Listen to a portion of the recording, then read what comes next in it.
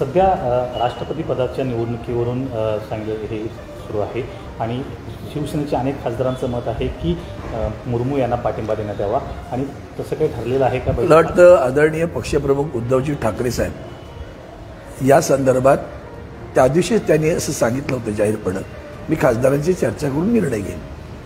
आज दुपारी खासदारांची बैठक लावली. त्या बैठकीनंतर काय निर्णय होतो तो कळेलच आपल्याला. नाही, आजचे वृत्त आहे की 14 जणांचा खासदारांचा ग्रुप हा लोकसभा अध्यक्षांकडेच आहे. लोकसभा 14 जणांचा ग्रुप. किती? 14? हा, 14 जणांचा. आणि माझं उलट आव्हान आहे आपल्याला, कळकळीचं आव्हान आहे. माननीय नवीन मुख्यमंत्र्यांनी परवा सभागृहात असं एक भाषण करताना मला की आम्ही म्हणायचो आमच्या संपर्कात आहेत, त्यांची नावं द्या, पाठवून देतो. ते 14 जण कोण आहेत त्यांची नावं द्या, ती पण जाहीर करा, म्हणजे कळू दे ना खरं 14 जण कोण आहेत. एक वेगळा ग्रुप आपण पुन्हा तेच तुम्ही ठरवलंय का की त्यांची स्पॉन्सरशिप घेऊन पुढे द्यायचं लोकांना? नाही ना, प्रामाणिक पण आहेत. शेवटी पक्षाच्या आत थोडी लोकशाही असतेच की. आदरणीय पक्षप्रमुखांकडे आमचं मत मांडायला आम्हाला अधिकार आहेत, त्यांनी कधी रोखलं नाही आम्हाला कधी, तू असं का म्हणतोस म्हणून. मध्ये सुद्धा एक बैठक झाली, इतकं दिलखुलासपणे बैठक झाली की सगळे 16-17 जण, तिथे 16 जण जवळजवळ आमच्या लोकसभेतले होते. आणि त्याही परिस्थितीत त्यांनी चक्क स्पष्टपणे सांगा, अगदी मनमोकळेपणानं ती बोलत होते. त्यामुळे असं काही नाही की बाहेर काहीतरी करण्याची गरज नाही. आदरणीय पक्षप्रमुखांकडे आपली मतं मांडू शकतात. पक्षप्रमुख शेवटी निर्णय घेणार. ही जी पद्धत आहे ती आपण समजून घेतली पाहिजे आणि त्या पद्धतीनं काम सुरू आहे. आज सर्वोच्च न्यायालयात अपेक्षित होता, परंतु परत तारीख पे तारीख लार्जर बेंच. तुम्हाला सगळ्यांनाच कल्पना आहे ती, सगळेजण हीच अपेक्षा करतात. मला काळजी आहे ती एकाच गोष्टीची, देशाच्या संविधानाला परमपूज्य डॉक्टर बाबासाहेब आंबेडकर भारतरत्न यांनी जे संविधान दिले त्याच्या मुळावर घाव घालण्याचे जे काम सुरू आहे त्याची मला जास्त चिंता वाटते. आदरणीय पक्षप्रमुखांनी पण, उद्धवजींनी पण ती चिंता सांगितली. मुळात तुम्ही सगळ्यांनी एक गोष्ट का याच्याबद्दल बोलत नाही, मला त्याची आश्चर्य वाटतं की संविधानाच्या परिशिष्ट 10 खरं तर हे होऊ नये, म्हणजे असं डिफेक्शन होऊ नये, आणखी लोकांनी जाऊ नये म्हणून पक्षांतर बंदीचा कायदा आणला. तो पूर्वी 1/3 होता, त्या 1/3 गटाला मान्यता दिली जायची, ती अध्यक्षांना अधिकार होता. आता तो अधिकार काढून घेतला आणि त्याच्यात ते डिलीटच केलं तो क्लॉज. आणि काय दिलं? 2/3. मग 2/3ला काय पुढं दिलं त्यांनी? 2/3 सदस्य बाहेर पडू शकतात, पण त्यांचा एक गट म्हणून त्याला प्रस्थापित करता येणार नाही. असं असताना सुद्धा इतके गेले 2-3 आठवडे आपण पाहताय तो गट कोण? तो कायद्यात जो मर्ज करायचं सांगितलेलं आहे, म्हणजे कायद्याची धज्जी उडवताय ना तुम्ही.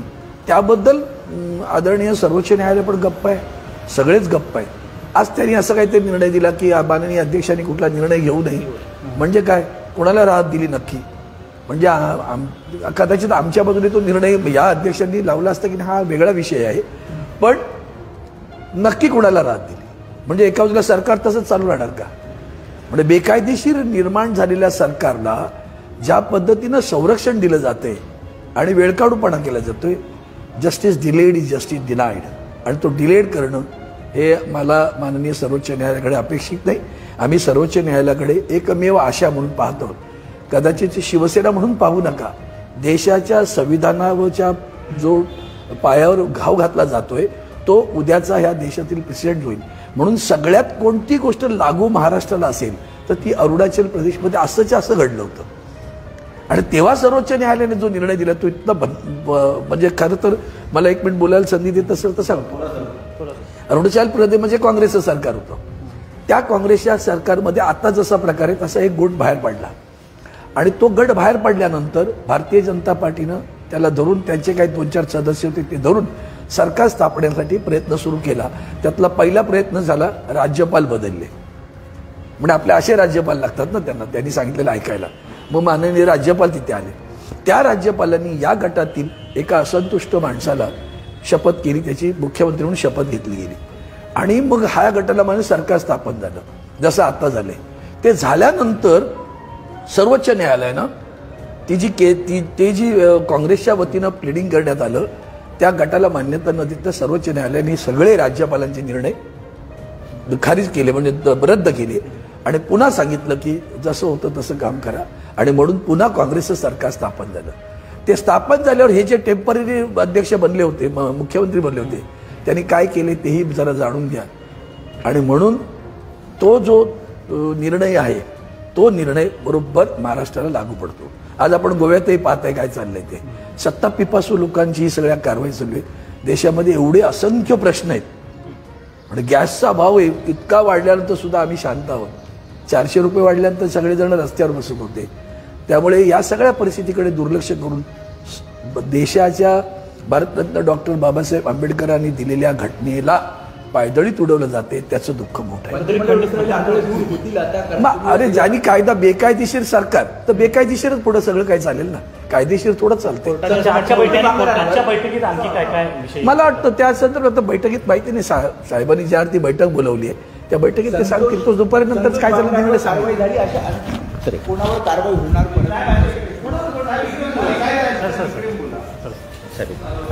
आदरणीय सुप्रीम कोर्टानं निर्णय दिला ना की अध्यक्षांनी कुठलीही कारवाई करू नये.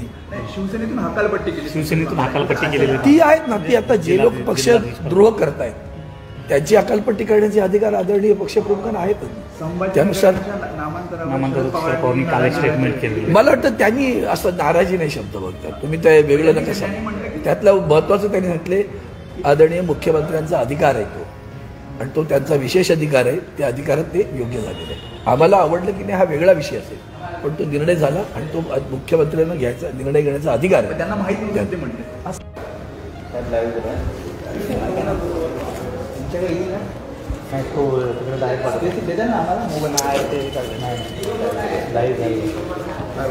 घेतलं ती गोळी तोंडातली कशात अडकत.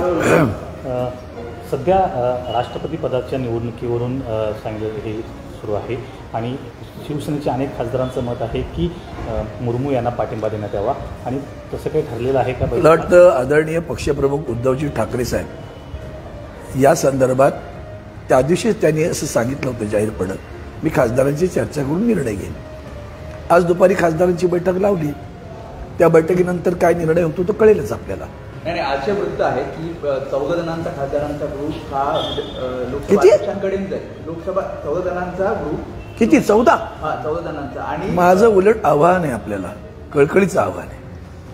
माननीय नवीन मुख्यमंत्र्यांनी परवा सभागृहात असं एक भाषण करताना मला की आम्ही म्हणायचो आमच्या संपर्कात आहेत त्यांची नावं द्या, पाठवून देतो. ते 14 जण कोण आहेत त्यांची नावं द्या, ती पण जाहीर करा, म्हणजे कळू दे ना खरं 14 जण कोण आहेत. एक वेगळा ग्रुप आपण पुन्हा तेच तुम्ही ठरवलंय का की त्यांची स्पॉन्सरशिप घेऊन पुढे द्यायचं आहे लोकांना? नाही ना, प्रामाणिक पण आहेत. शेवटी पक्षाच्या आत थोडी लोकशाही असतेच की. आदरणीय पक्षप्रमुखांकडे आमचं मत मांडायला आम्हाला अधिकार आहेत. त्यांनी कधी रोखलं नाही आम्हाला कधी, तू असं का म्हणतोस म्हणून. पण मध्ये सुद्धा एक बैठक झाली, इतकं दिलखुलासपणे बैठक झाली की सगळे 16-17 जण तिथे 16 जण जवळजवळ आमच्या लोकसभेत होते. आणि त्याही परिस्थितीत त्यांनी चक्क स्पष्टपणे सांगितलं, अगदी मनमोकळेपणानं ती बोलत होते. त्यामुळे असं काही नाही की बाहेर काहीतरी करण्याची गरज नाही. आदरणीय पक्षप्रमुखांकडे आपली मतं मांडू शकतात. पक्षप्रमुख शेवटी निर्णय घेणार. ही जी पद्धत आहे ती आपण समजून घेतली पाहिजे आणि त्या पद्धतीनं काम सुरू आहे. आज सर्वोच्च न्यायालयात अपेक्षित होता, परंतु परत तारीख पे तारीख लार्जर बेंच. तुम्हाला सगळ्यांनाच कल्पना आहे ती, सगळेजण हीच अपेक्षा करतात. मला काळजी आहे ती एकाच गोष्टीची, देशाच्या संविधानाला परमपूज्य डॉक्टर बाबासाहेब आंबेडकर भारतरत्न यांनी जे संविधान दिलंय त्याच्या मुळावर घाव घालण्याचे जे काम सुरू आहे त्याची मला जास्त चिंता वाटते. आदरणीय पक्षप्रमुखांनी पण उद्धवजींनी पण ती चिंता सांगितली. मुळात तुम्ही सगळ्यांनी एक गोष्ट का याच्याबद्दल बोलत नाही, मला त्याची आश्चर्य वाटतं की संविधानाच्या परिशिष्ट 10 खरं तर हे होऊ नये, म्हणजे असं डिफेक्शन होऊ नये, आणखी लोकांनी जाऊ नये म्हणून पक्षांतर बंदीचा कायदा आणला. तो पूर्वी 1/3 होता, त्या 1/3 गटाला मान्यता दिली जायची, ती अध्यक्षांना अधिकार होता. आता तो अधिकार काढून घेतला आणि त्याच्यात ते डिलीटच केलं तो क्लॉज, आणि काय दिलं 2/3. मग 2/3ला काय पुढे दिलं त्यांनी? 2/3 सदस्य बाहेर पडू शकतात, पण त्यांचा एक गट म्हणून त्याला प्रस्थापित करता येणार नाही. असं असताना सुद्धा इतके गेले 2-3 आठवडे आपण पाहताय तो गट कोण? तो कायद्यात जो मर्ज करायचं सांगितलेलं आहे, म्हणजे कायद्याची धज्जी उडवताय ना तुम्ही. त्याबद्दल आदरणीय सर्वोच्च न्यायालय पण गप्प आहे, सगळेच गप्प आहेत. आज त्यांनी असं काहीतरी निर्णय दिला की माननीय अध्यक्षांनी कुठला निर्णय घेऊ नये, म्हणजे काय, कोणाला राहत दिली नक्की? म्हणजे कदाचित आमच्या बाजूने तो निर्णय या अध्यक्षांनी लावला असता की हा वेगळा विषय आहे, पण नक्की कोणाला राहत दिली? म्हणजे एका बाजूला सरकार तसंच चालू राहणार का? म्हणजे बेकायदेशीर निर्माण झालेल्या सरकारला ज्या पद्धतीनं संरक्षण दिलं जातंय आणि वेळकाढूपणा केला जातोय, justice delayed is justice denied, आणि तो डिलेड करणं हे मला माननीय सर्वोच्च न्यायालयाकडे अपेक्षित नाही. आम्ही सर्वोच्च न्यायालयाकडे एकमेव आशा म्हणून पाहतो, कदाचित शिवसेना म्हणून पाहू नका, देशाच्या संविधानावरच्या जो पायावर घाव घातला जातोय तो उद्याचा ह्या देशातील प्रेसिडेंट होईल. म्हणून सगळ्यात कोणती गोष्ट लागू महाराष्ट्राला असेल तर ती अरुणाचल प्रदेशमध्ये असंच असं घडलं होतं. आणि तेव्हा सर्वोच्च न्यायालयाने जो निर्णय दिला तो इतका म्हणजे खरं तर मला 1 मिनिट बोलायला संधी देत असेल तर सांगतो. अरुणाचल प्रदेश म्हणजे काँग्रेसचं सरकार होतं. त्या काँग्रेसच्या सरकारमध्ये आता जसा प्रकार आहे तसा एक गट बाहेर पडला, आणि तो गट बाहेर पडल्यानंतर भारतीय जनता पार्टीनं त्याला धरून, त्यांचे काही 2-4 सदस्य होते ते धरून सरकार स्थापनेसाठी प्रयत्न सुरू केला. त्यातला पहिला प्रयत्न झाला, राज्यपाल बदलले. म्हणजे आपले असे राज्यपाल लागतात ना त्यांनी सांगितलेलं ऐकायला. मग माननीय राज्यपाल तिथे आले. त्या राज्यपालांनी या गटातील एका असंतुष्ट माणसाला शपथ केली, त्याची मुख्यमंत्री म्हणून शपथ घेतली गेली, आणि मग हा गटाला म्हणजे सरकार स्थापन झालं जसं आता झालंय. ते झाल्यानंतर सर्वोच्च न्यायालयानं ती जी काँग्रेसच्या वतीनं प्लिडिंग करण्यात आलं त्या गटाला मान्यता न देता सर्वोच्च न्यायालयाने सगळे राज्यपालांचे निर्णय खारिज केले, म्हणजे रद्द केले, आणि पुन्हा सांगितलं की जसं होतं तसं काम करा. आणि म्हणून पुन्हा काँग्रेसचं सरकार स्थापन झालं.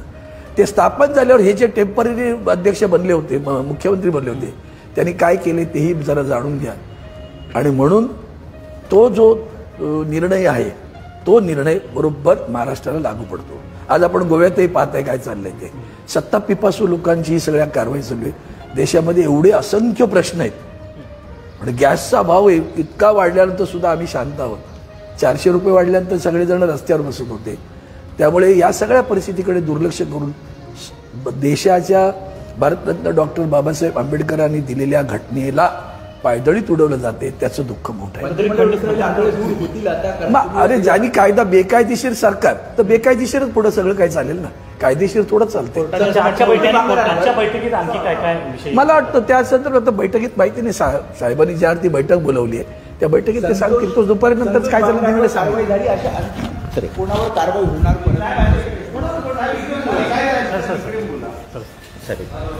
आदरणीय सुप्रीम कोर्टानं निर्णय दिला ना की अध्यक्षांनी कुठलीही कारवाई करू नये. शिवसेनेतून हकालपट्टी केलेली ती आहेत ना, ती आता जे लोक पक्षद्रोह करतायत त्यांची हकालपट्टी करण्याचे अधिकार आदरणीय पक्षप्रमुखांना आहेतच. त्यानुसार मला वाटतं त्यांनी असं नाराजी नाही शब्द बघतात, तुम्ही ते वेगळं नका सांगा. त्यातलं महत्वाचं त्यांनी म्हटले आदरणीय मुख्यमंत्र्यांचा अधिकार आहे तो, आणि तो त्यांचा विशेष अधिकार आहे, त्या अधिकारात ते योग्य झालेलं आहे. आम्हाला आवडलं की नाही हा वेगळा विषय असेल, पण तो निर्णय झाला आणि तो मुख्यमंत्र्यांना घ्यायचा निर्णय घेण्याचा अधिकार आहे. त्यांना माहिती म्हणते